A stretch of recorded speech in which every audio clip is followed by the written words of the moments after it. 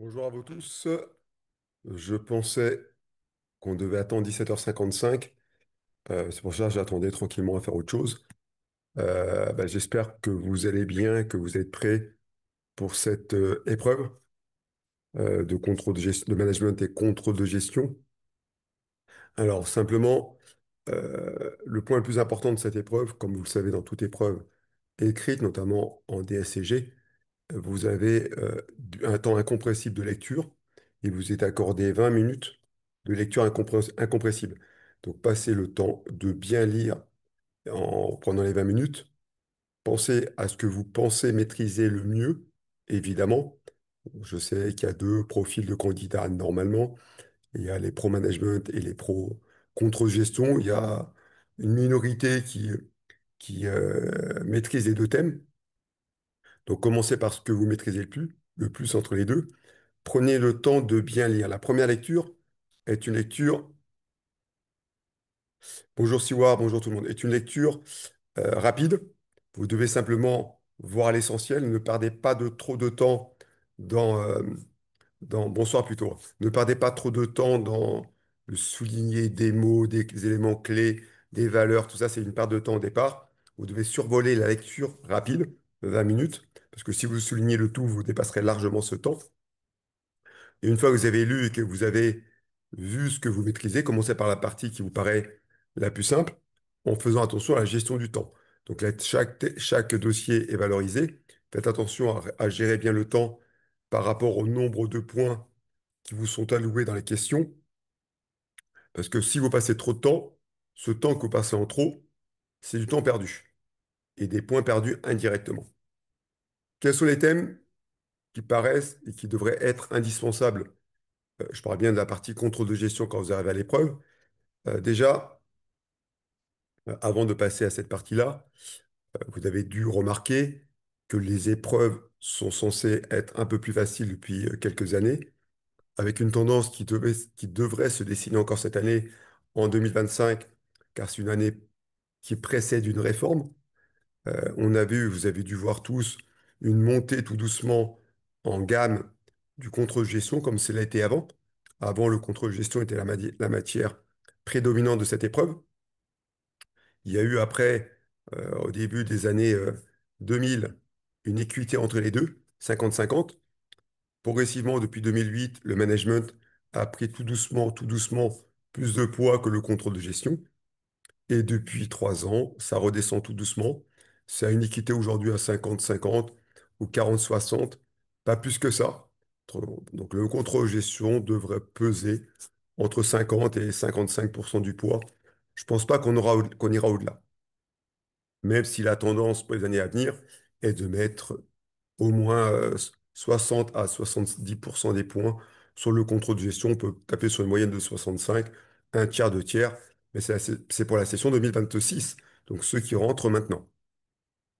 Dans les thèmes indispensables, il y a deux gros thèmes indispensables à connaître pour passer l'examen. De la partie, je parle bien de la partie contrôle de gestion. Le premier, c'est tout ce qui gravite autour de la GRH, c'est-à-dire le calcul d'une masse salariale prévisionnelle, le calcul des effets entre la masse salariale antérieure et celle-ci, donc avec l'effet de salaire, l'effet de structure et l'effet d'effectif, être capable de prévoir la masse salariale de l'année prochaine avec tous les effets que vous connaissez, effet de report, effet de niveau, effet de masse, être capable de calculer cette masse salariale, chargée ou non chargée. La masse salariale chargée, des fois, cette définition est mal faite en contrôle de gestion. Donc, si la personne qui fait le sujet n'est pas un pur contrôle de gestion, il y a des maladresses dans les mots utilisés, mais à vous de voir si on vous donne des charges patronales, pensez à les rajouter. Également sur la partie, je parle bien GRH, masse salariale, on peut avoir aussi de devoir déterminer les coûts cachés, qui sont les coûts de l'absentéisme, combien coûte quelqu'un qui est absent dans le remplacement, dans la non-productivité. Donc cette partie de coûts cachés est un élément qu'on aime bien aussi en contre-gestion dans la partie UE3 du DSCG. On adore évidemment les tableaux de bord. Donc ça, c'est dans tous les domaines, non pas uniquement au niveau de la GRH, mais je vous le prends, je vous le mets là. Et on a bien la partie concernant la gestion de carrière, Donc tout ceci, on a fait sur Fishben plusieurs cas. On a repris l'ensemble de ce qui pouvait tomber. Donc là, je pense que vous êtes bien préparés. Et éventuellement, j'y crois pas trop, au moins savoir le commenter, au moins savoir l'interpréter, la partie concernant l'effet Noria. Ce qui est indispensable et ce qui pourrait encore tomber à l'épreuve de UE3 du DSCG dans la partie contrôle de gestion, je parle bien, c'est tout ce qui concerne évidemment les coûts partiels, avec le seuil de rentabilité, avec la marge au coût variable, la marge au coût spécifique, savoir s'il faut abandonner un produit, privilégier un produit, tout ce qui est les indicateurs de performance de la société, levier opérationnel, indice de profitabilité, euh, marge au coût variable, indice de sécurité, point mort, tout ceci sont indispensables, comme le coût complet. Donc si on a un coût complet, c'est un coût simpliste. On n'a pas à prendre tous les centres, à répartir dans tous les centres. On est beaucoup plus simple que ça. Les tableaux de bord, quel que soit le sujet que vous aurez, je pense qu'on aura un tableau de bord. Donc, quel que soit le thème que vous allez tomber en contrôle-gestion, si vous regardez la tendance, le tableau de bord est ultra demandé. Et c'est une tendance qui se généralise quelles que soient les épreuves de contrôle de gestion, qu'on soit en DS, en DCG ou dans d'autres examens où il y a du contrôle de gestion, le tableau de bord, constamment, constamment. Je vais m'arrêter 2 instants sur le tableau de bord. Évidemment, vous devez vous appuyer sur le sujet, d'accord? Vous devez mettre des indicateurs, des facteurs clés de succès. Si c'est possible, comment on peut les mesurer? Donc, vous devez essayer de vous rappeler des différents tableaux de bord que vous avez fait sur Fishben ou ailleurs. Vous rappelez quels sont les éléments calculatoires qu'on peut mettre en avant. Et ce qu'on veut savoir, c'est la périodicité de ce tableau de bord, mensuel, trimestriel, hebdomadaire dans un suivi un peu plus rigoureux, annuel très rare, mais éventuellement. Vous devez connaître également, au niveau des tableaux de bord, quels sont les destinataires de ces tableaux de bord, qui va suivre et qui sera intéressé par les remontées de ces tableaux de bord que vous devez indiquer également sur vos tableaux de bord. Hormis ces thèmes, on a également tout ce qui concerne au niveau des coûts, voire même au niveau des marges et au niveau du chiffre d'affaires, tout ce qui est comparaison entre N et N-1, donc tout ce qui est interprétation des écarts, écart sur coût, écart sur marge, écart sur chiffre d'affaires. C'est un sujet qui est à connaître, probabilité un peu plus faible, mais ça doit être connu. Et éventuellement, je pourrais rajouter un thème supplémentaire qui est tout ce qui concerne le dysfonctionnement, donc tout ce qui est lié à la non-qualité. Donc, quand je parle de dysfonctionnement, c'est interne, donc tout ce qui gravite autour du dysfonctionnement interne, c'est-à-dire la non-qualité, les ruptures de chaîne, c'est-à-dire les, euh, comment dirais-je, les désaccords ou les problèmes d'organisation interne, tout ceci est un dysfonctionnement. Enfin, le personnel qui n'est pas capable d'utiliser pleinement le matériel qui est en face, conférer un des cas qu'on a vu en GRH où il fallait former du personnel pour augmenter sa capacité de production, car le personnel n'était utilisé que pour une seule machine. Or qu'is'ils avaient une capacité, une compétence, on pourrait améliorer la marge et donc le résultat en passant d'un poste à un autre. Voilà pour moi les thèmes indispensables que vous devez connaître pour vous présenter à l'examen. Quand vous avez présenté à l'examen, je vous donne ce conseil, qui est le conseil qui nous a été dit depuis des années, auquel on n'a jamais pénalisé lors d'une correction, quelle que soit l'épreuve où il y avait du contrôle de gestion. On a pénalisé cette année et on a été tous un peu surpris de comment on nous demandait de pénaliser en épreuve de contrôle de gestion en DCG, notamment sur des traits pas tracés à la règle, des tableaux sans traits verticaux ni horizontaux. Donc on a pénalisé à ce niveau. On est passé de rien à un extrême pour retirer des points. Je trouvais ça un peu vache, mais bon, c'était des consignes qu'on donnait depuis des années. Donc faites très attention. Si on l'a fait en DCG, je pense que ça pourrait revenir pour vous cette année également. On pourrait vous pénaliser à ce niveau également si vous ne présentez pas une copie correcte. Pensez, j'ai vu la question des Z, des Z, des ZD. Vous devez penser à optimiser vos commentaires. Les commentaires apportent énormément de points. Quand vous commentez, pensez à reprendre le contexte avant d'interpréter vos valeurs. Quand vous interprétez des valeurs, quand vous interprétez vos valeurs, je réponds à toutes les questions en 2 secondes. Quand vous interprétez vos valeurs, pensez à mettre des valeurs significatives en pourcentage, donc en valeur relative, pardon. 1000 euros, c'est rien, c'est par rapport à 1 milliard, mais 1000 euros par rapport à 3000, c'est 33,33%, ça devient significatif. Donc mettez une représentation significative de ce que vous avez trouvé dans l'interprétation. Ce n'est que une valeur ajoutée. Si vous êtes trompé sur un calcul, excusez-moi, continuez, nous, correcteurs, on doit suivre votre logique. C'est-à-dire que même si vous êtes trompé sur la variabilité d'une charge, vous êtes trompé sur l'interprétation d'une charge, est-ce que c'est une charge spécifique? Est-ce que c'est une charge commune? Vous êtes trompé sur un effet, l'effet de report, qui a eu des conséquences évidemment sur la masse salariale de N+1. Continuez votre logique, c'est la logique qui compte. Donc, vous perdrez un peu de points sur cette interprétation et ce calcul de l'effet de report de l'année précédente qui a un impact sur N+1, là on vous demande de calculer la masse salariale, mais ça ne sera pas en soi pénalisant, vous ne perdrez pas tous les points. Maintenant, pour répondre à les premières questions, j'essaie de faire un maximum de choses avec le temps qui m'est alloué. Est-ce que le prix de cession interne peut tomber? Oui, ça peut tomber. Je ne l'ai pas cité parce que je vous ai mis, moi, mes 4 gros thèmes qui concernent mes vrais pronos.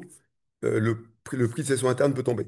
Mais s'il tombe, c'est une partie parmi tant d'autres qui devrait déboucher en amont ou après sur un coût ou l'optimisation de ce prix de cession interne.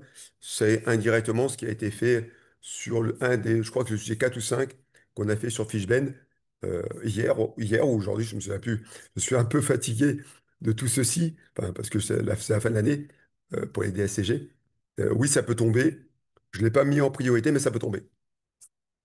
Alors, prix de cession interne, alors avec peut-être même comme s'il existe quelques cas, vous devez définir quels sont les différents prix de cession interne possibles, donc au prix du marché, au coût complet, au coût variable, et dans quel cas on prend l'un, ou quel cas on prend l'autre, chez le preneur et chez le revendeur. S'il y a un prix de cession interne, il y aura probablement à définir les centres de responsabilité. On peut vous demander de définir les centres de responsabilité qui vous permettront de préciser au mieux quel est le prix de cession interne qui est adapté. Faites très, très attention. Je vais essayer de répondre au mieux à toutes les questions. On ne fait pas on fait pas beaucoup de différence entre prix de cession interne et prix de transfert. Il y a quand même une différence entre les deux. Sachez-le, regardez vos cours, là, je ne peux pas répondre à l'ensemble, mais une différence, soit on va en interne, soit on va à une filiale, soit c'est dans la même structure, soit dans un groupe de sociétés. Vous pensez que c'est surtout la masse salariale qui risque de tomber cette année? Est-ce que je pense que c'est surtout la masse salariale? Si je devais être très en retard dans ma révision, et si je devais réviser qu'un thème, oui, je réviserais la masse salariale. Si j'étais un peu moins en retard et je devais réviser 2 thèmes, je réviserais en plus la partie concernant les coûts partiels. Voilà, Yellow 1013-07, ce que j'aurais à privilégier. Les écarts, Valnoisy peut tomber. Je vous ai cité que les écarts pouvaient tomber, que ce soit écart sur chiffre d'affaires, écart sur marge, écart sur coût. Tout ceci peut tomber. C'est tombé il y a 2 ou 3 ans, j'ai plus tous les années en tête. Les écarts peuvent tomber. Et l'interprétation des écarts peuvent tomber également. Je crois qu'il y en a eu un en 2024 ou 23.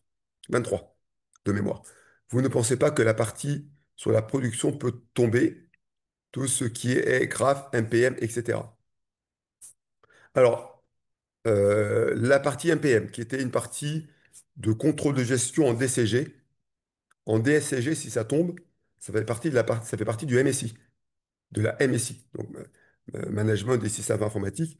On a plus tendance de le voir en MSI. Est-ce que ça peut tomber? Tout peut tomber. Ça fait partie du contrôle de gestion dans la partie optimisation et minimisation des coûts, dans la gestion des coûts. Donc ça fait partie de cette partie-là pour ne pas dépenser trop tôt, pour ne pas activer une dépense trop tôt. Donc ça peut faire partie JC, JG 2705. Mais si ça tombe, la tendance est de le voir constamment en management, en MSI, en MSI, ça tombe très très très régulièrement. Chez nous, je ne pense pas l'avoir vu tomber une fois. Mais on ne peut pas l'exclure. Mais voilà, je vais pas vous dire ce que je disais avant. Je disais, ça avait autant de chances que le PSG gagne la Ligue des Champions. Comme ils ont gagné la Ligue des Champions, je ne peux plus reprendre cette phrase. Mais la probabilité est très, très, très faible. Je ne perdrai aucun temps sur cette partie-là. Mais voilà, ce sont que des pronostics, que des avis. Quelqu'un qui est bon ne peut pas perdre trop de temps. Ah, je n'arrive jamais à faire de tableau de bord. Ah, ouais, des aides. Vous avez, vous devez avoir sur Fishben, il y a des fiches qui existent, des rapports qui existent, avec des tableaux de bord par type d'activité. Euh, il y a des choses qui sont classiques, des aides, des aides, des aides, des aides.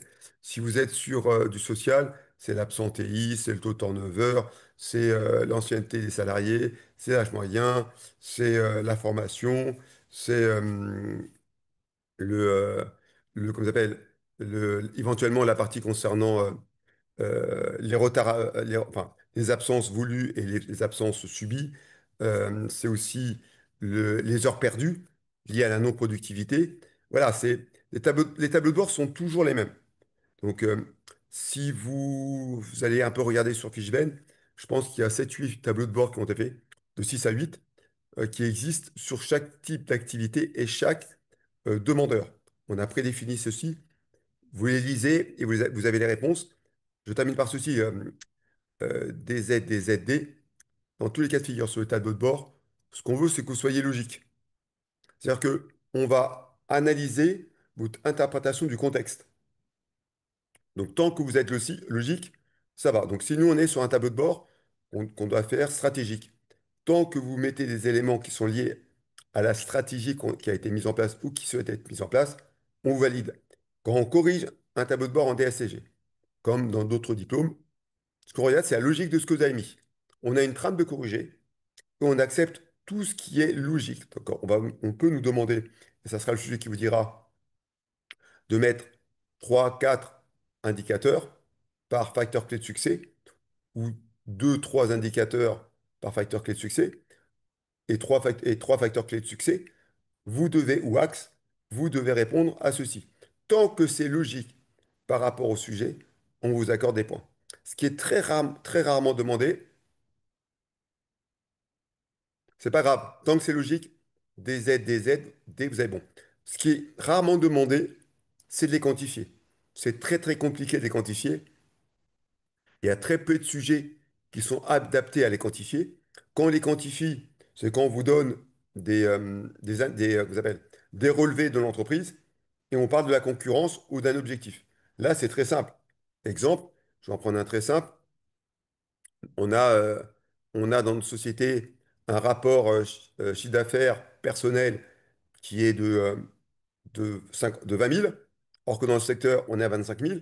Ça veut dire que soit on n'est pas dans le bon objectif, donc on va mettre cet objectif, mais cet objectif peut venir de deux éléments. Soit je vends pas assez cher, donc il va falloir voir si mon prix de vente est en harmonie avec le secteur, soit que mes salariés sont trop payés. Donc moi, j'irais mettre un autre indicateur que je vais mesurer qui sera quelle est ma masse salariale de ma structure, eu égard au nombre d'effectifs, quelle est l'ancienneté de mes salariés, parce que l'ancienneté de mes salariés a sûrement un impact sur mes salaires.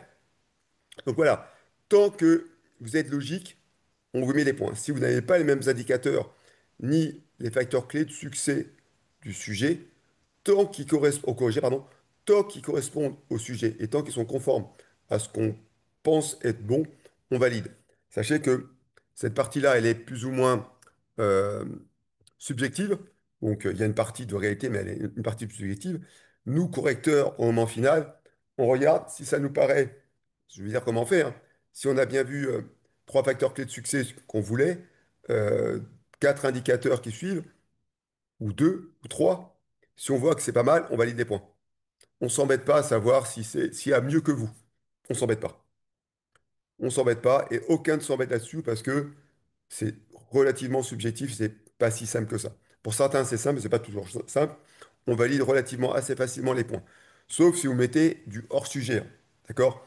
Par exemple, si on est en GRH, si vous me parlez de chiffre d'affaires, vous me parlez de marge, vous me parlez de tout élément qui n'a pas rapport avec la GRH. Quand vous êtes en GRH, vous me parlez de compétences et autres, ça me va. Tant que c'est lié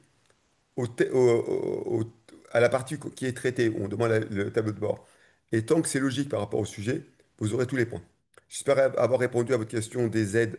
Je ne sais pas s'il y a d'autres questions sur le contrôle de gestion. Ah, Est-ce que l'UVA peut tomber? Pourquoi pas? Ça peut tomber. Ça peut tomber. J'y crois pas trop. J'y crois pas trop, mais ça pourrait tomber. Je mets pas de proba là-dessus. 10%, 15%, ça peut tomber. Rien, rien n'est exclu dans le fait de tomber, hein. On a un référentiel. Tout du référentiel peut tomber. Je ne l'ai pas mis parmi les thèmes les plus importants, mais ça peut tomber. Plus de chances de voir tomber que le MPM. Oui. Plus de chances que le graphe, l'ordonnancement, tout ça, ça a plus de chances. On peut l'avoir. On peut l'avoir. Mais ça fera partie que d'une petite partie du sujet, je pense. Mais ça peut tomber, oui.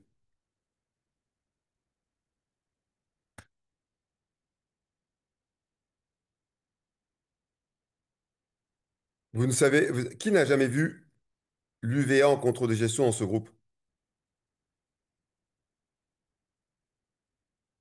Oula! Vous pensez avoir 10 points en contrôle de gestion en révisant que à partir d'aujourd'hui. Sur l'épreuve finale, hein. Je ne sais pas. Si vous avez déjà un minimum de compétences, oui. Si vous partez de zéro, j'y crois pas. Je ne crois pas du tout parce qu'il y a une certaine connaissance, il y a un certain niveau de compétence, il y a du management aussi. Euh, J'y crois pas du tout. J'y crois pas du tout. J'y crois pas du tout. Franchement. Alors, quelles sont les autres questions? Alors, UVA, alors, c'est le seul qu'il aborde concernant l'UVA. Globalement, le seul ouvrage qu'il développe un peu, c'est Duno. Donc, vous avez dû travailler avec le Duno, jeune homme, pour me poser cette question, parce que quand vous prenez les autres ouvrages, il ne l'aborde même pas.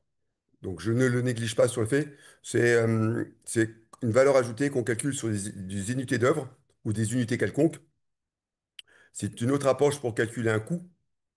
D'accord? Savoir si on atteint une certaine rentabilité, notamment au niveau des ventes, pour savoir une décision qu'on doit prendre sur euh, abandonner ou pas tel produit. Donc cette probabilité que ça tombe, c'est une vision, euh, c'est une vision d'Uno. C'est possible, mais j'y crois, je suis pas sûr et certain.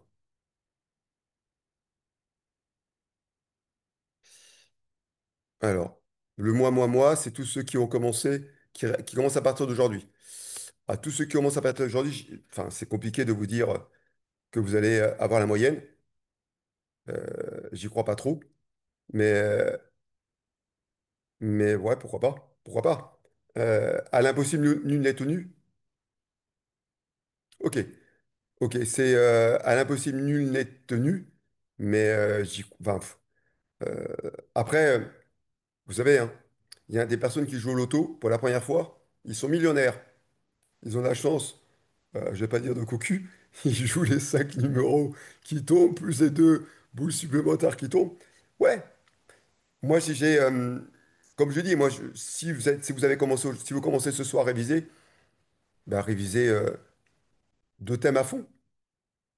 Dans ces 2 thèmes, je pense qu'on est à 80% de probabilité d'examen. Si vous révisez la masse salariale et vous révisez les coûts, eh ben, quand je dis, dans tout thème que j'aborde, il y a le tableau de bord, hein. Donc les tableaux de bord sont inclus. Je pense qu'on a 80% de probabilité de tomber sur le bon thème. Si c'est pas ça, ben, il fallait commencer plus tôt, mais je pense que vous avez 80% d'avoir les bons thèmes. Dans ce cas-là, qu'est-ce qu'il faut faire? En commençant à réviser ce soir, après manger, parce que prenez un peu de temps pour prendre pas mal de force pour tenir le travail massif que vous allez voir. Mais je parle que de ma matière, hein. Je ne, je ne suis pas sûr qu'en management, on puisse acquérir autant de compétences en si peu de temps. Le contrôle de gestion permet d'avoir un seuil de compétences acquis plus rapidement que le management. Management, c'est nettement plus technique en connaissance. J'y crois pas trop. D'accord? Euh, c'est c'est très compliqué de réussir le management en peu de temps. Contre-gestion, c'est possible. Mais après, mettez-vous aussi lourdement en management, parce que, admettons qu'on soit sur 60% de contrôle de gestion et que vous avez un peu au-dessus de la moyenne, que vous ayez réussi 70% de l'épreuve. Donc, ça veut dire que si vous avez sur 12 points qui nous est attribués, vous avez 70%, 70 de 12. ça fait 8,4. C'est pas suffisant pour avoir au-dessus de la moyenne. Donc, vous prenez un micro-risque si vous négligez le management, et le management demande nettement plus de travail pour connaître toutes les théories. Or, management, évidemment, si vous révisez que le PCL et autres, ça passera, mais vous manque tellement de choses à connaître, et le PCL ne s'improvise pas en 2 secondes. Or que les coûts, or que la gestion de la masse salariale, l'essentiel peut s'apprendre en moyennement de temps. Et tous les commentaires, il suffit d'apprendre les commentaires un peu, la méthodologie des commentaires, comme je l'ai dit en amont. Si vous apprenez la méthodologie des commentaires, c'est déjà pas mal. Vous sauvez des points aussi. Donc, je ne vais pas revenir sur la méthodologie, je peux revenir en 2 secondes. C'est vous reprenez le contexte, la société un tel, qui a telle activité, qui est en difficulté financière, qui souhaite gérer sa masse salariale, qui souhaite obtenir une rentabilité sur ses produits, qui souhaite, comme j'ai pu faire, sur les 4-5 derniers sujets qu'on a traités hier et aujourd'hui avec Fishben, j'ai repris l'essentiel de ces commentaires auxquels je me passais moyennement de temps avant. Je l'ai accentué pour donner l'importance à ceux qui étaient un peu en marge en contrôle de gestion pour qu'ils aient des points en plus. Donc c'était le but de l'optimisation de ce que j'ai fait. Voilà, voilà. Est-ce que le coup cible peut tomber? J'ai déjà répondu à la question. Le coup cible peut tomber, mais s'il tombe, il ne sera pas tout seul. On ne peut pas avoir un sujet que sur les coûts cibles. C'est-à-dire qu'on va demander après, éventuellement, ça peut être accouplé à un coût complet. Donc on me demande de calculer un coût complet. Et après, on va lancer un produit qui va se baser sur ce coût cible. Et on verra si, par rapport à la demande, s'il y a des correctifs à faire. Donc si on part sur un coût complet à calculer, pourquoi pas? C'est possible. Et même ceci en un laps de temps de 2 heures d'écriture, enfin 2 heures de calcul et de mettre sur la copie, je crois ça trop, trop, trop, trop, trop, trop faible. OK. Concernant le barème, peut-on s'attendre à un 50-50 concernant l'addition des points entre management et contrôle de gestion? On va revenir là-dessus. Est-ce qu'on peut s'attendre sur ça? Quand je soupire, c'est pas que ça me lasse, hein. Je soupire parce que c'est compliqué de dire est-ce qu'on aura 50-50. Là, moi, je ne sais que m'appuyer sur une tendance. La tendance a été, dans le passé, d'avoir 2 tiers des points, entre 2 tiers et 70% des points de contrôle de gestion. On a descendu à une équité qui me paraissait un peu logique, 50-50 début des années 2000. Puis après 2010, 2010-2012, on a commencé à pencher un peu plus sur du management, qui est venu grappiller des points tout doucement, jusqu'à obtenir allez, entre 60 et 65% des points totaux. On a une tendance qui se dessine depuis 3 ans, et on savait qu'il y avait une réforme qui allait venir, de voir donc depuis 2018, la réforme de 2018 qui s'est mise en application à partir de 2019, on a vu une tendance, 2020, pardon, on a vu une tendance à partir de 2020 de voir la partie contrôle management descendre. Elle est descendue tout doucement à 50%, et là, en 2024, on a vu une tendance de contrôle-gestion qui arrivait pas loin des 60% des points. Est-ce que ça va être la tendance cette année? Je ne sais pas.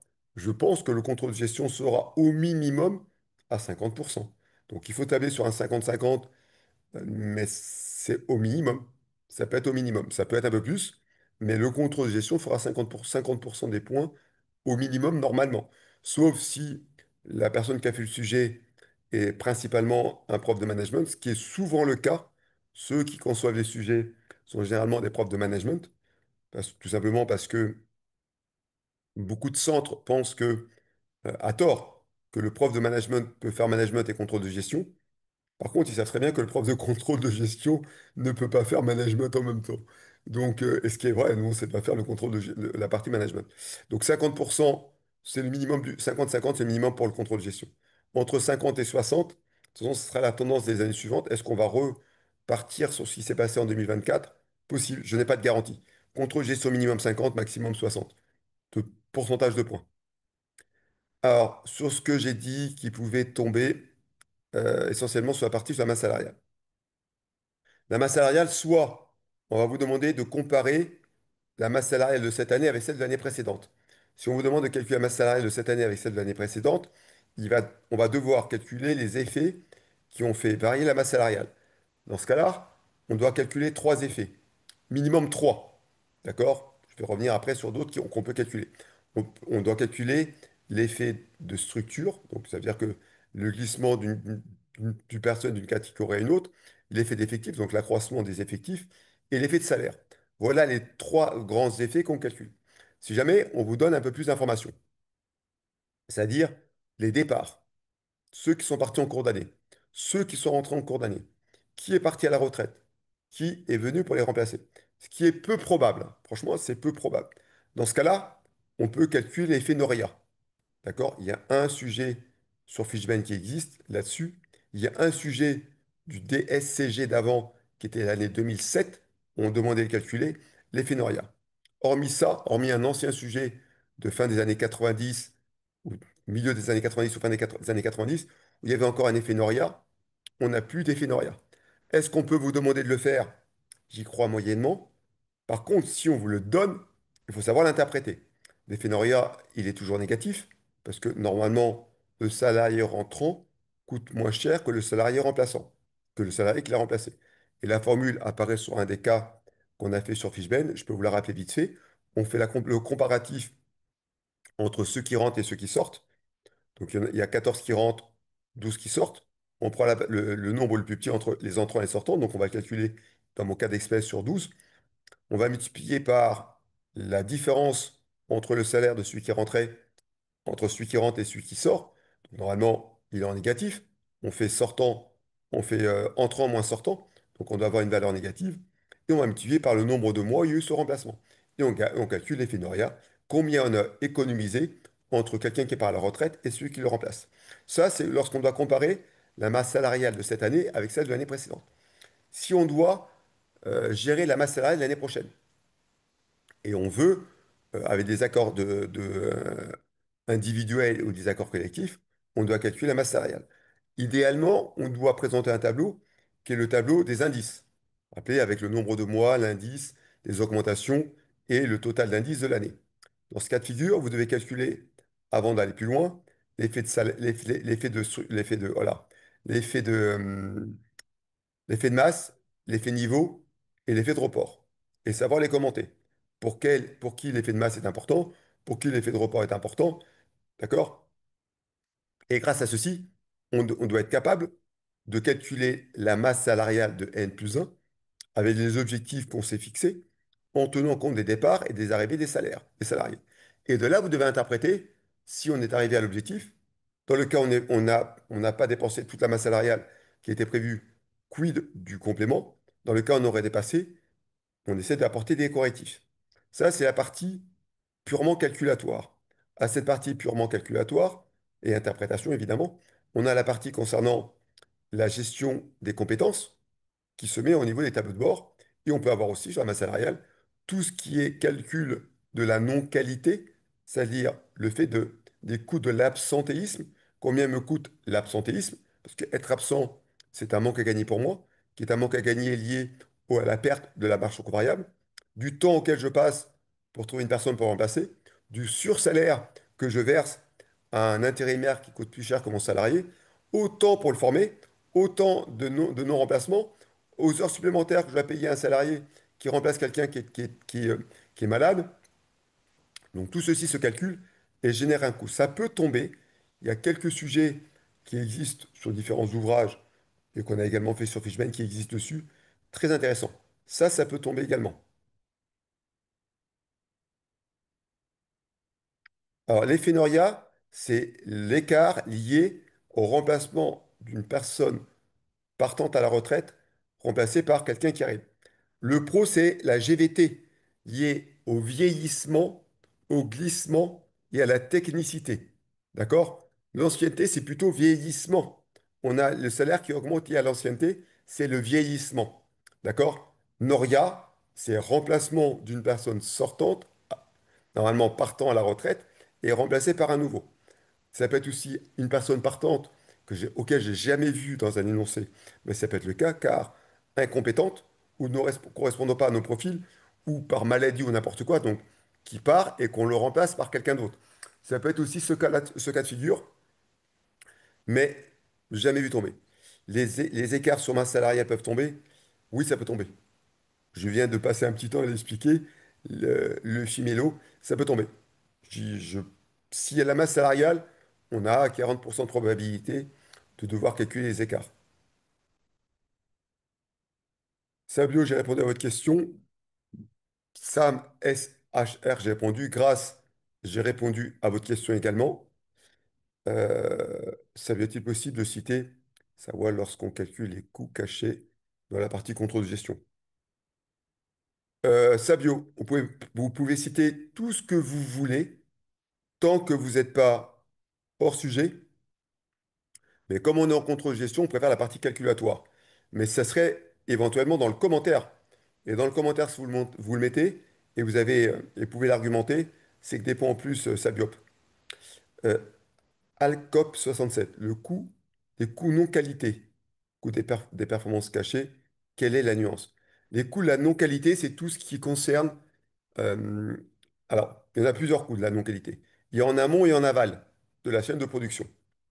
En amont, c'est le produit défaillant que me vend mon fournisseur.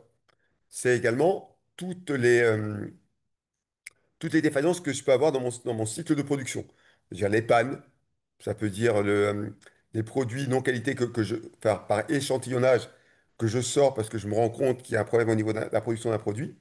Ça peut être aussi, ça peut être aussi a posteriori de la production, les retours que font mes clients, parce que le produit est non qualitatif. Ça peut être aussi le fait que je produise avec du retard, auquel mon client refuse la commande, c'est encore un coût caché. Donc je vais définir les éléments qui peuvent constituer un coût caché. Est-ce que le coût caché égale le coût de performance caché? Le coût de performance caché, c'est le manque à gagner que vous avez. Donc le coût de non-qualité est une partie des coûts de la performance cachée. Mais il n'y a pas que ça. Il y a d'autres éléments qui rentrent en plus. Est-ce que j'ai répondu à votre question à COP67? Les coûts de performance cachés font partie de la non-qualité. C'est le manque à gagner que vous avez. Mais ça ne tient pas compte de ce que vous avez en amont. Ça ne tient pas compte de la non-livraison d'un fournisseur. Ça ne tient pas compte des problèmes de rupture de chaîne dans la production. Ça ne tient pas compte de ça. Ou d'une machine défaillante, d'une machine mal réglée. Tout ce qu'on pourrait mettre en face. Ou de temps de chauffe. Tout ça, c'est la non-qualité. Si le temps de chauffe augmente progressivement, évidemment.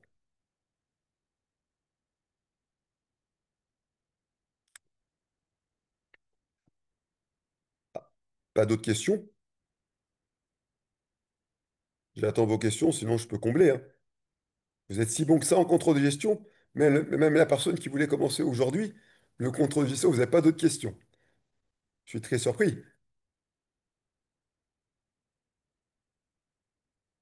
Commentaires, je vais parler en attendant vos questions. Commentaires, si on vous donne pas un minimum de lignes de commentaires, en DSCG, on attend, allez, 10 à 20 lignes minimum. C'est ce que je me suis amusé à faire. C'est pas un jeu, hein. C'est ce que j'ai fait hier et aujourd'hui pour Fishben. Tous les commentaires étaient entre 10 et 20 lignes. Donc le commentaire doit être ce cadre-là, sauf si on me demande de commenter sur une page. À défaut, au minimum 10 lignes. Le bienvenu est de mettre 20 lignes. Mais c'est rapide, hein. En reprenant le contexte, on a déjà trois quatre lignes de combler, hein. Vous n'avez pas d'autres questions. Vous avez tout compris en contre-gestion, mais j'ai des génies en face de moi.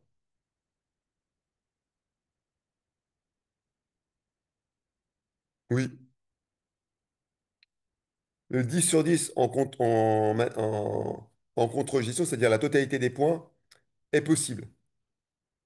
Le seul élément où on peut perdre des points, pour avoir vu des copies parfaites en contrôle de gestion, serait que le commentaire ne plaît pas à un des deux correcteurs.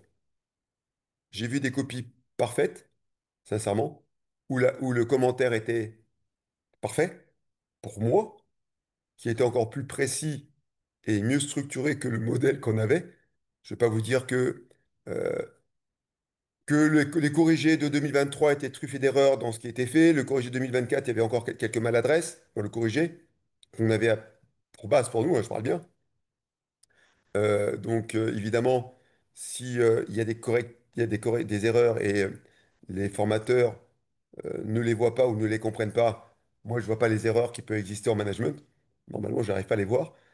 Je me base sur ce qu'on me donne comme trame pour corriger.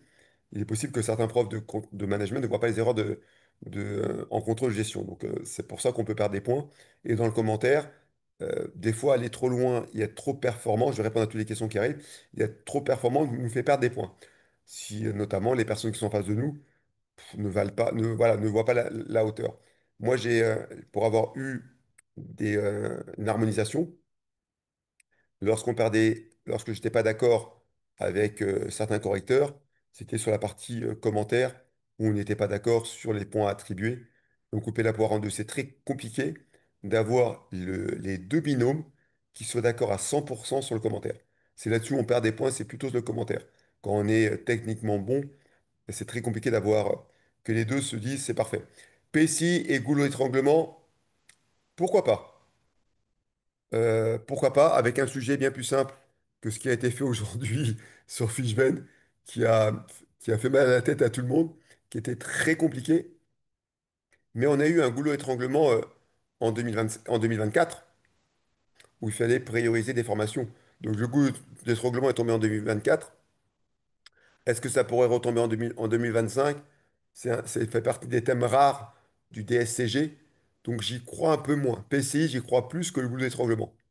Parce que le PCI, ça fait un peu plus longtemps. Quand je dis PCI, je parle prix de transfert également. Ça fait un peu plus longtemps qu'on ne l'a pas vu. Donc pourquoi pas? Goulot d'étranglement, sujet 2024. Allez, je mettrai une pièce bien plus petite, mais à ne pas négliger. Donc si ça tombe, ça serait dans une tendance un peu différente. On vous demandera de lever des contraintes, comme le sujet qui a été fait aujourd'hui avec Fishman. Le départ était compliqué, mais le reste était très intéressant. On demande est-ce qu'il faut lever des contraintes en investissant sur du matériel, en investissant sur différents éléments, et on regarde si ça devient rentable au bout de combien de temps. Et on se met à sujet si il faut lever ce goulot d'étranglement afin d'optimiser la marge. Et donc ici, c'est le résultat parce qu'on avait des charges fixes complémentaires. Pouvez-vous me faire un rappel sur la formule, sur la forme de commentaire et les étapes à suivre pour le construire? Ok, Valnoisy. Donc, la première chose à faire, c'est de rappeler le contexte. La société, donc son activité, et le thème que vous avez abordé. Donc, quand on est sur, par exemple, sur la gestion de la masse salariale, vous devez dire la société Intel qui a, qui, qui a, comment ça s'appelle, qui a 200 salariés, est aujourd'hui parmi les différents problèmes qu'elle rencontre, est la gestion de la masse salariale, où est la gestion du personnel, où est la gestion des compétences, voilà, vous citez où le problème qui vous est posé. Une fois que vous avez repris le problème qui vous est posé, vous devez reprendre et citer et remettre en avant tous les éléments que vous avez pu déterminer grâce au sujet. Donc après, vous devez dire, je reste que par rapport à la masse salariale, peut être plus simple. Le problème de la gestion de la masse salariale, en ayant réduit de 2% la hausse qui était prévue en accord avec les représentants du personnel, il s'avère que la masse salariale l'année prochaine passera de temps à temps, soit plus X%, ce qui correspond ou ne correspond pas à l'objectif. Les éléments correctifs qu'on pourrait apporter seraient ceci, ceci, ceci, au regard de, et l'énoncé vous tendra. Donc, je répète en deux mots, je résume. Vous devez présenter la société et le contexte pour lequel on vous a demandé de faire cette étude quantitative et qualitative. Et après, vous devez mettre en avant les éléments que vous avez calculés, ou on vous a demandé de mettre en avant. Que vous soyez trompé ou pas sur ces éléments-là, c'est moyennement gênant. Le commentaire doit tenir compte de ce que vous avez fait. Et c'est là aussi, pour revenir à la personne qui m'a dit est-ce qu'on peut avoir 10 sur 10 sur le commentaire, malheureusement, il y en a si on n'a pas le commentaire avec les lignes qu'on nous demande, compte faux. Alors qu'on est censé corriger, enfin, valoriser ce que vous avez mis dans le commentaire par rapport à tout ce que vous avez fait avant. Donc que vous ayez commis des erreurs avant, on n'est pas censé vous pénaliser. Alors que certains le font parce que c'est pas le vrai, c'est pas le vrai, c'est pas la tendance du corrigé avec les valeurs du corrigé, et on a tendance à vous pénaliser. Alors que c'est l'interprétation de ce que vous avez fait qu'on doit valoriser. Et après, vous devez conclure sur vos résultats. Et si jamais ce commentaire n'est pas la fin de la partie contrôle-gestion et qu'il y a un prolongement, vous devez ouvrir des hypothèses. Et généralement, les hypothèses sont les cas suivants, les cas qui vont arriver par la suite. Notamment dans le cas, il y a 2 ans, il fallait ouvrir sur les nouvelles formations qu'il fallait faire par la suite. Généralement, on a tendance à aller, quand c'est pas, la conclusion n'est pas faite, à l'issue du thème complètement contrôle de gestion, on a tendance à dire ce qui va arriver après. Donc, par exemple, nous, sur la masse salariale, s'il y avait une partie qui est sur, qu'on envisageait de faire une restructuration et en externalisant une partie du travail, ou on envisageait de se mettre en partenariat avec un centre de formation pour embaucher des apprentis, faire baisser la masse salariale et embaucher de la qualité par la suite. Et vous devez mettre en avant, parmi les solutions qui permettraient éventuellement d'arriver à atteindre notre objectif de la gestion et la maîtrise de la masse salariale, on pourrait. C'est quand même après. Parce que je vous rappelle que le sujet, vous l'avez lu intégralement. Vous devez connaître ce qui arrive par la suite. Donc, vous pouvez, lorsque ce n'est pas la fin euh, du thème lié au contrôle-gestion, vous pouvez et vous devez ouvrir sur ce qui suit. Est-ce que j'ai répondu pleinement à votre question, Valnoisy? Alors, si la question suivante est de commenter les résultats, est-ce, et qu'ils sont faux, est-ce qu'on peut avoir des points sur la question de, de commenter ou analyser? Vous avez tous les points si vous commentez correctement selon ce que je vous ai dit. De rien, Valnoisy. Si vous commentez correctement en prenant le contexte, les attentes, le positionnement que vous avez demandé, vos résultats, et commentez vos résultats après. Même quelqu'un qui n'a pas vu la totalité de ce que vous avez fait.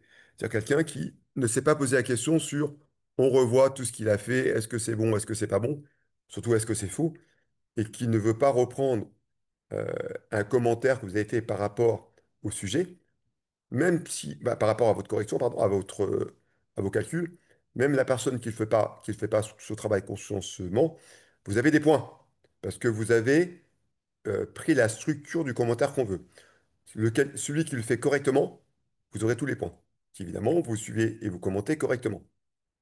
J'espère avoir répondu à votre question Yellow 1307. Bessou ASB, BU ASB.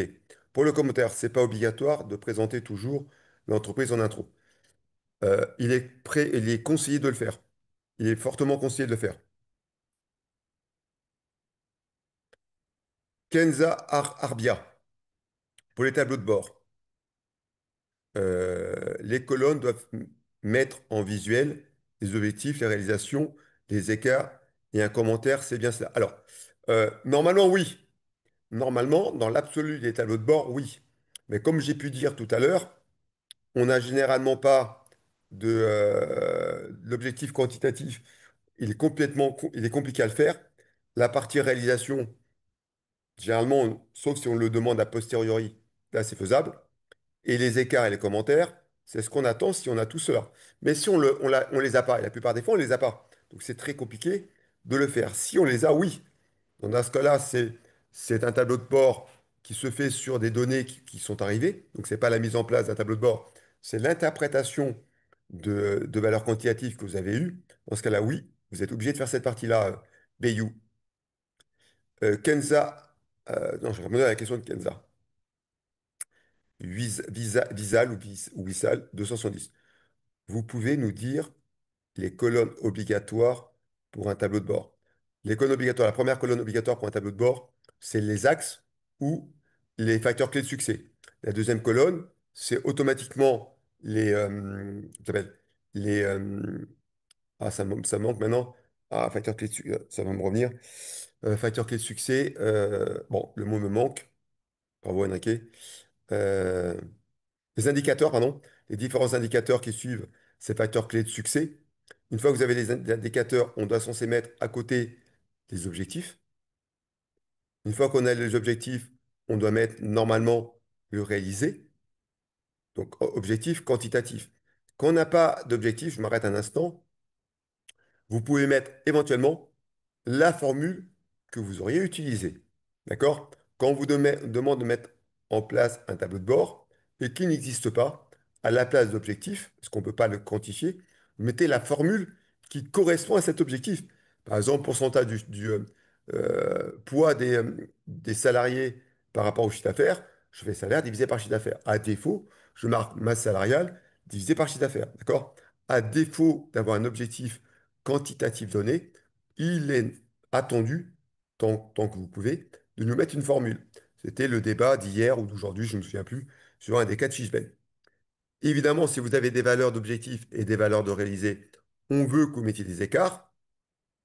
Et si vous avez des écarts, normalement, si vous avez un sujet où on vous donne des explications sur la raison pour laquelle on a eu telle ou telle réalisation, on vous attend que vous commentiez chaque écart que vous avez.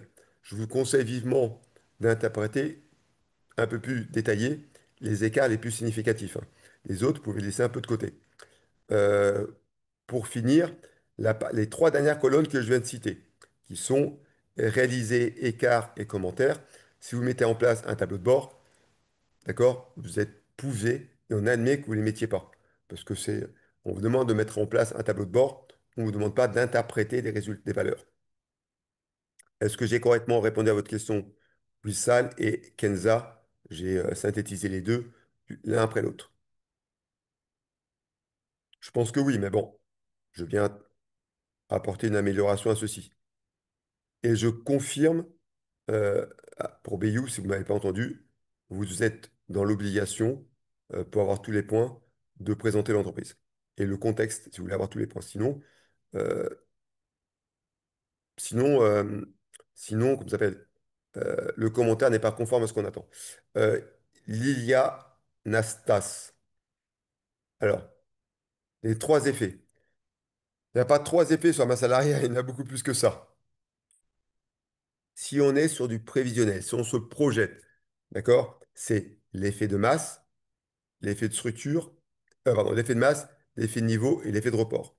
Si on est sur l'interprétation de l'évolution de la masse salariale entre N-1 et N, dans ce cas-là, c'est l'effet de structure, l'effet d'effectif et l'effet de salaire. Et en plus, on pourrait rajouter, concernant l'effet Noria, et même on peut diviser, mais le sujet doit être super complet, j'y crois pas trop, sur la partie concernant le glissement, qui fait partie notamment de la partie structure, la partie liée au vieillissement et la partie liée à la technicité qui fait augmenter un salaire sont des compétences que j'ai acquis en plus. Les écarts sur masse salariale, on apprend les formules ou ce n'est pas la peine. Bayou, moi j'aurais appris les formules à votre place, hein. Sur la masse salariale, je préfère apprendre les formules. Je préfère que vous appreniez les formules. L'effet de structure, c'est le glissement d'une catégorie inférieure à une catégorie supérieure. Quand vous avez sur l'effet de structure, quand vous êtes sur l'effet de structure, euh, quand vous êtes sur l'effet de structure, normalement, sauf si vous êtes, alors je vais le dire quand même avec un peu de détail, si vous êtes dans une structure, dans une activité qui se lance, d'accord, ou qui est en fort développement, et que vous avez massivement embauché des, euh, comment ça s'appelle, des ouvriers non qualifiés. Vous aurez un effet structure qui va être dans cette catégorie et négatif dans l'autre. C'est-à-dire que le poids des non qualifiés est plus important que le reste. L'effet structure permet de voir quelles sont les catégories socio-professionnelles ou les structures qui ont vu leur poids augmenter.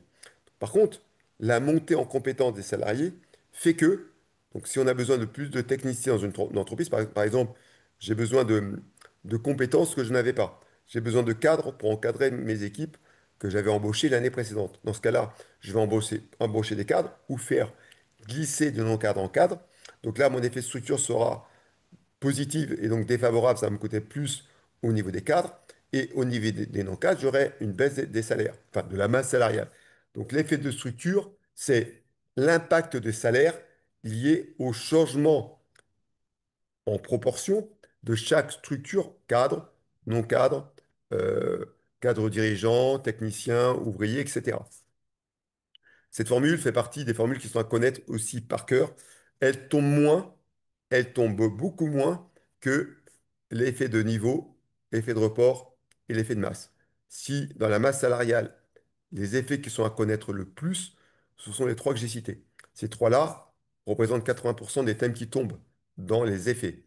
La partie concernant l'effet de structure, masse, l'effet de salaire et l'effet d'effectif ne représente que 20% des effets. Globalement, si je devais répartir, c'est quasiment 80-20 ou même 90-10. Ai-je répondu à votre question, Liliana Sta? Ah, quel type d'organisation sera étudié selon vous? Vous me posez une petite colle parce que je n'avais pas pensé à cette question. TPE, j'y crois pas trop. TPE, le rôle du contrôle de gestion en du rôle du contrôle de gestion en TPE, ça se voit pas beaucoup. Start-up, la start-up a été en mode pendant un petit moment. Allez, je prends le risque de dire l'industrie, moi. Je dirais l'industrie. Start-up, pourquoi pas, mais je dirais l'industrie. TPE, j'y crois un peu moins. Si on met, si on prend une TPE, c'est pour nous faire plaisir. Mais un contrôle de gestion coûte cher. Mettre en place un contrôle de gestion coûte cher. Normalement, les TPE ne le font pas. C'est plutôt dans l'industrie, un peu dans les startups, parce qu'elles ont peut-être le moyen de le financer, pardon. Mais c'est plutôt dans l'industrie et les grandes structures françaises, hein. Le reste, on ne le voit pas trop. Donc TPE, ça serait un sujet évidemment qu'on appelle un sujet d'école, mais qui n'est pas approprié au contrôle de gestion parce que ça se pratique un peu moins. J'espère, voilà, être le plus propre avec vous. En quelle année sont tombés le prix de session interne? Oula! Oula là là là là là là là. Alors, le prix de session interne, tout ça, j'ai pas appris par cœur tout ça. Je l'ai pas appris par cœur, Visal. Sur Fishben, il y a un récap qui est fait avec les années où c'est tombé. Si je vais le chercher, je vais passer 10 minutes à vous donner la réponse. Je ne sais pas. Sincèrement, voilà, merci de l'avoir mis. Voilà, j'apprends pas ça par cœur. J'apprends pas ça par cœur. Le prix de session interne, je sais que le goulot d'étranglement, c'est un dernier. Ouais, le reste, je n'ai pas mémorisé. Désolé pour vous, Vissal, je ne mémorise pas tout. J'ai qu'un cerveau d'une personne de 62 ans. Voilà, je ne peux pas faire plus que ça. Et voilà. Avez-vous d'autres questions? Il vous reste du temps. Je pense que le prochain est peut-être à 20 heures. Je ne sais pas, ou à 19 heures.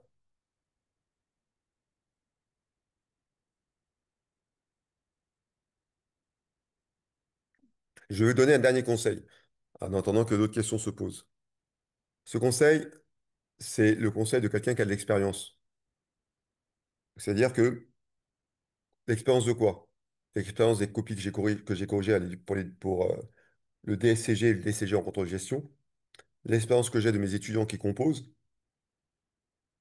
Quand vous avez commencé un sujet, un thème, essayez d'aller jusqu'au bout, c'est votre choix. Le fait de renoncer partiellement coûte très cher en termes de temps pour revenir. C'est-à-dire que vous n'avez pas lu le sujet en entier et vous n'êtes pas posé la partie que vous maîtrisiez le plus. Ce qui est normalement contraire à tous les conseils que peuvent vous donner tous les formateurs, quelle que soit la matière. Ça, c'est le premier élément. Deuxième élément, si vous pensez vous êtes trompé, c'est très compliqué de revenir en arrière et de recommencer. Sauf si vous êtes au début. Si vous recommencez à la question dossier 1, question 4, et vous devez recommencer 1, 2, 3, c'est suicidaire. On note la logique. Si vous recommencez les quatre questions, déjà, pour quelqu'un qui est cartésien, il a mémorisé ce qu'il a fait. Donc, il va être en difficulté pour être capable de rectifier ce qu'il a fait. Et pour les autres, ça serait, enfin, je vous déconseille de le faire. Moi, tous ceux que j'ai vus le faire ont perdu des points. Mes étudiants qui l'ont fait à un sujet de fin, généralement, ont eu plus faux à la fin qu'au début. Donc, je vous conseille vivement de ne pas le faire. Est-ce que les écarts sur coût peuvent tomber?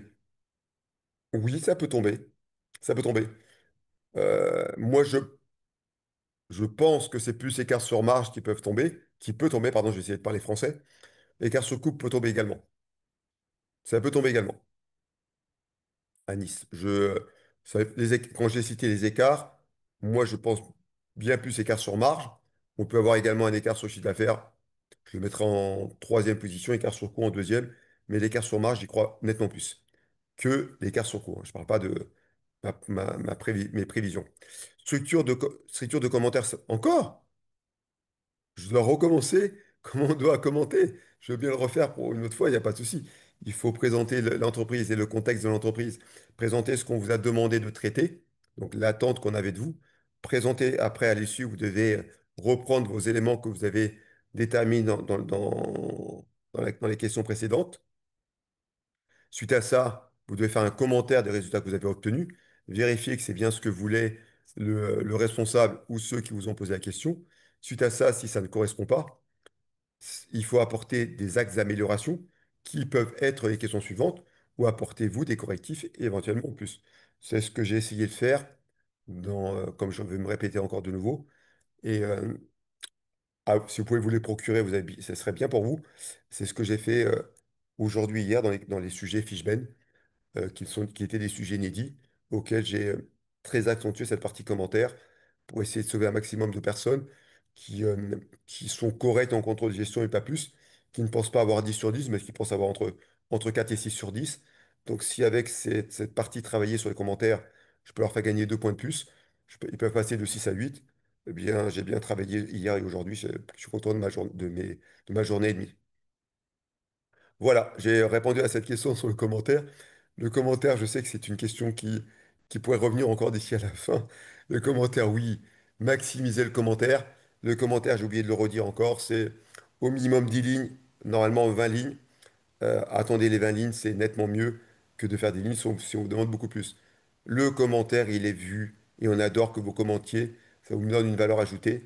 Et qui plus est, on peut avoir tout faux, commenter et savoir ce qu'il fallait faire, rapporte des points. Faites le commentaire absolument, absolument. Alors, est-ce est-ce qu'on a plus de chances d'avoir des points en répondant à toutes les questions, mais médiocres, ou de faire pas seulement, mais bon?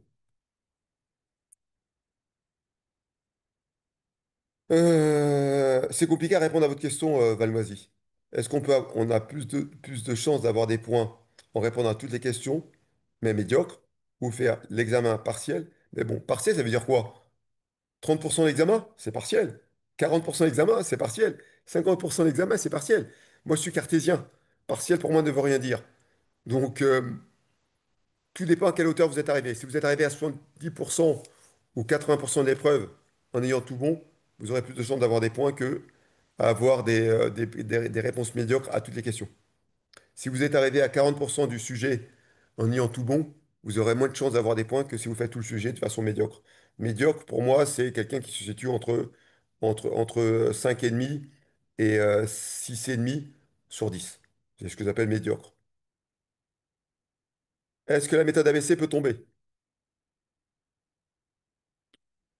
Bien plus tendance à avoir méthode et centre-analyse que la méthode ABC. Ce qui est encore une, euh, une débilité de nos épreuves. La méthode ABC est bien plus parfaite. La méthode des centres d'analyse, quand j'étais étudiant dans les années 80, on nous avait dit qu'elle était obsolète. Et donc, plus de 40 ans après, on la voit encore. Donc, qu'est-ce que je vous dise? Je ne comprends pas. On devrait voir que de l'ABC, centre analyse, il faut le mettre de côté. Alors, tant qu'il y a des personnes qui l'ont apprise comme moi, cette méthode, et qui font des sujets, ou qui sont en entreprise, on l'utilisera pour pas changer. On ne veut pas changer quelque chose. On est à quelques pieds ou à quelques mois ou à quelques semaines, quelques ans peut-être pour certains encore, de la retraite. Pourquoi s'embêter là-dessus? Non. Par contre, si vous avez la méthode des centres d'analyse, je vous conseille vivement d'ouvrir vers la méthode ABC dans votre commentaire. Même si ce n'est pas demandé, soyez. Enfin, il faut vraiment qu'on appuie un peu dessus, on ne peut pas vous pénaliser, mais c'est pour qu'on arrête avec la méthode des centres d'analyse. C'est, ça doit être plus utilisé depuis des années et des années. Elle n'est pas parfaite. J'espère avoir répondu correctement à votre question, Anis. 38 130, simplement, je répète, commentez, prenez le temps de commenter correctement. Mettez un maximum dans le commentaire. Pourquoi je vous dis ça? Parce que certains ne lisent pas le commentaire. Ils lisent le début, d'accord? Ils lisent la présentation que vous avez au départ. On voit si vous avez le cadre, d'accord? Si vous avez comment on commente. On regarde en diagonale si vous avez mis des valeurs et des pourcentages. Et on regarde à la fin la conclusion. Et donc, si la conclusion paraît bonne et tout le reste est bon, vous avez quasiment maximisé les points. Et si vous écrivez un peu gros pour faire beaucoup de lignes, vous avez c'est le jackpot pour vous.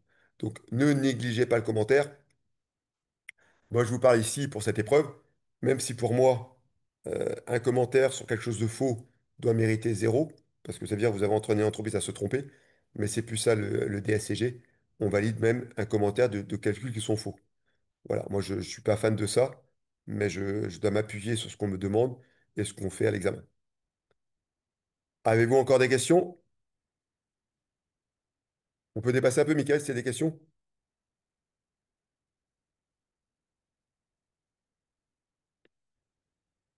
Je peux attendre, hein. Moi, j'ai... Ce qui était important, c'est hier soir, il y a l'OM qui a joué, il a gagné. Donc maintenant, on est premier du championnat, je peux attendre un peu les questions. C'est pour titiller les Parisiens, mettre un peu d'humour. Est-ce qu'il y a des questions qui arrivent ou pas? Ou vous avez tous faim, parce qu'il est 19 heures et vous êtes chronométré, arrêté à 19 heures. Michael, tu sais s'il y a d'autres questions? Ok. S'il n'y a plus de questions, j'espère que ce live vous a été utile. Euh, il est jamais tard, jamais trop tard pour s'y mettre. Mais si vous le faites maintenant, soyez sélectif dans les thèmes que vous abordez. Et voilà. Faites-le intelligemment. Si vous avez déjà toutes les bases du contrôle gestion du management, vous devez maintenant voilà, aller encore les derniers efforts pour être sûr et certain que tout est maîtrisé. Sur ce, je vous souhaite une bonne soirée.